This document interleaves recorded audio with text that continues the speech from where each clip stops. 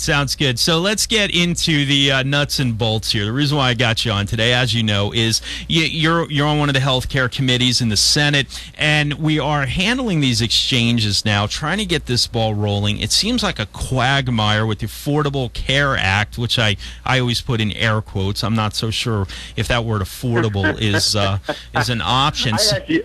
Ben, I actually always say, look, it's the Unaffordable Care Act. And we can't forget the original purpose of what this thing was supposed to be all about. Mm-hmm. So it's about two things, right? It's about making sure we can find the opportunity for those who don't have insurance to have insurance. And then the second half of that was the federal government said it was going to be affordable. So, we might get 1 out of 2 on this, and I think even with that, it might not be a win. Andy, go ahead. People say all the time, Ben, what is the exchange? Few people understand it. We hear the word exchange, we hear the word navigators, we hear the word consumer assisters, and people are having a hard time and trying to struggle to understand what it's all about. Yep. And so here's kind of how it works, or at least on the consumer side. The federal government, and in most states, the federal government, some states are trying to do this themselves, have made a decision that they're going to try and build a website or portal. Think Travelocity or think Expedia. So they're trying to build this portal that's going to provide a new level of insurance plans for people to consider to buy. Now, in order to try and make sure that those who don't have insurance have insurance, the federal government's going to create this new job position called a navigator.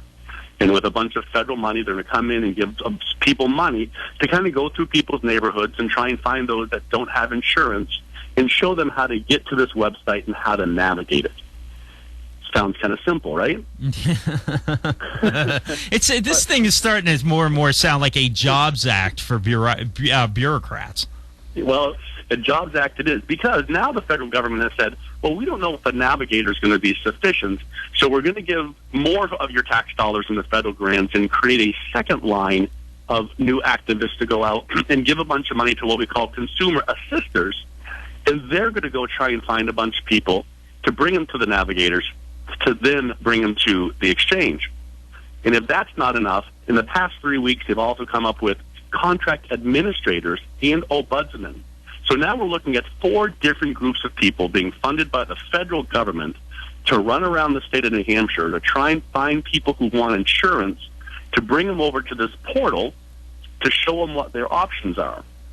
Now, then the unfortunate part is we'd expect nothing less from our federal government is that those people can't sell you insurance. So the federal government has made a strict prohibition that they can talk to you about it, but they can't sell it to you. Now, so the exchanges, and I think this is where the confusion comes in, the exchanges really have to do about where to find insurance, not necessarily get the insurance.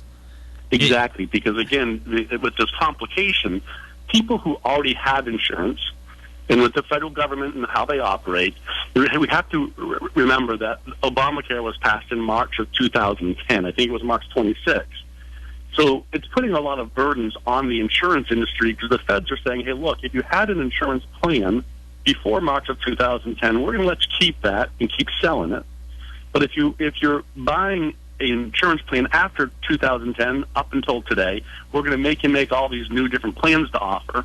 And then if you're going to be selling insurance within the exchange, we're going to make you make a bunch of different plans there as well.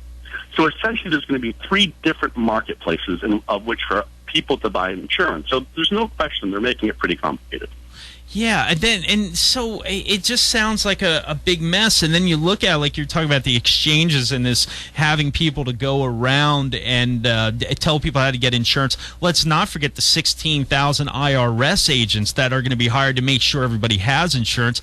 And in light of recent events, when you go to the IRS to say, well, I need a heart transplant, and they say, well, you didn't vote for the right people. I mean, this thing is a mess.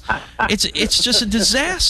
And then, they're telling us we have to have these, speaking of New Hampshire now, they're telling us we have to have these exchanges in effect by, the end of October, but yet the rules by the government haven't been established yet for how to run these exchanges and how the healthcare will be funded? Yeah, absolutely. The question of the rules actually sits on my desk because I'm the chairman of Commerce. And we're trying to get it done by June 1st because the plan is actually supposed to be operational October 1st, and they're supposed to be trying to force us to buy insurance by January 1st. And you're right, Ben, part of the challenge is we see new regulations. And when I say new regulations, we go back to Nancy Pelosi, who said, we have to pass the bill to understand what's in it. And we know how upset we all were about that. Yeah. I'm not a big fan of Nancy Pelosi. We know that. But at some level, what she said was pretty right, because it wasn't even just the passing of the bill that no one read. The federal government today is handing down rules, and suggestions every 3 weeks of hundreds of pages of new rules that continue to contradict themselves all the time, which is, again, making it so much more difficult to implement.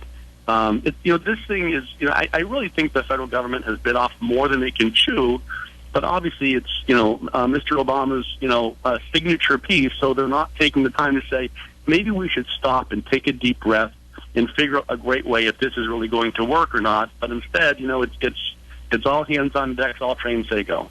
Yeah, on the WNTK Newsline is State Senator Andy Sanborn. We're talking about healthcare exchanges, the lack of Affordable Health Care Act.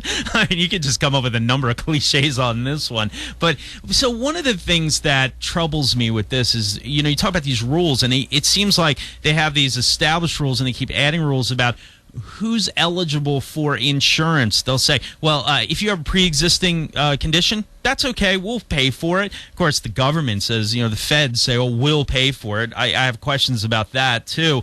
And they keep adding to who can be insured and how to develop that. Now, with that being said, it only makes sense to me. If they force everybody into this insurance, on top of that, you're going to have businesses dropping out because the fines are too low. They'll say, well, why should I pay $16,000 for an employee when for $2,500 I can opt out? Aren't companies going to be discouraged from even being in the health insurance business? Yeah, I mean, then all kidding aside, I mean, we are going to see a radical change of how insurance is offered and implemented in the state.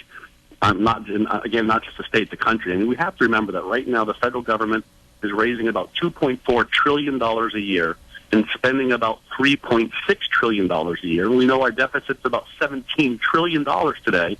Now, to implement Obamacare is going to cost about another $1 trillion. $1 trillion. That's a lot of money. And the only way they do that is to raise taxes.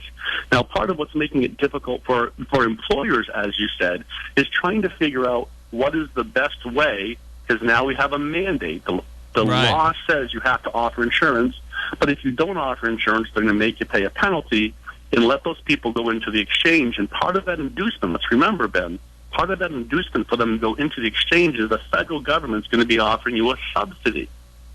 Now, the subsidy is up to $4,500 a person, but only if you buy insurance within the exchange. So we're seeing a couple things happen from that. It clearly is indicating that the federal government, under Obamacare, is trying to create a single-payer socialized healthcare system. And number two, when you start doing the math, that in order to entice people like, a piece of candy to get into the exchange and buy insurance in the exchange at $4,500 a piece, again, at hundreds of millions of dollars just for the state of New Hampshire, then that's only going to come from raising people's taxes to give those incentives to somebody else.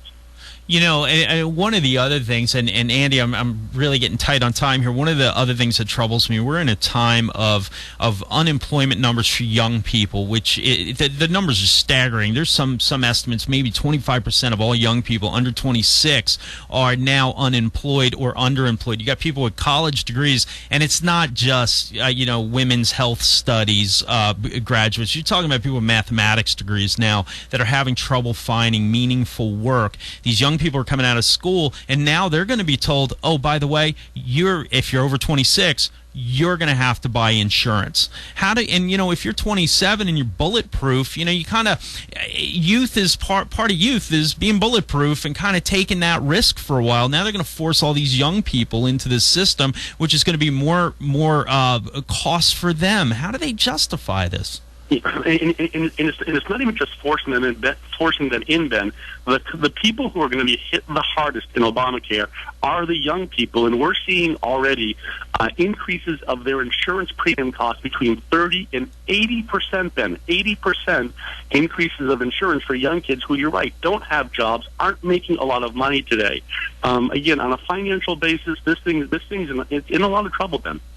Andy, unfortunately, I have to leave it there. I'm going to reach out to you again and get you back on to carry this conversation on maybe next week. I look forward to it. Thanks a lot. Hey, if I can put one more thing out there, your name's being bantered about as a potential run against Jeanne Shaheen, so I'd like that scoop when you're ready to go. Right now, I'm just trying to work on the implementation of Obamacare and protect the people and small businesses of this state, and that's a big enough job all by itself. Good answer, Senator. We'll talk to you next week. Thank you. Thanks, Ben. I appreciate it. Have a great day. Thanks. That's Senator Andy Sanborn checking in on healthcare. It's 7:26 on WNTK.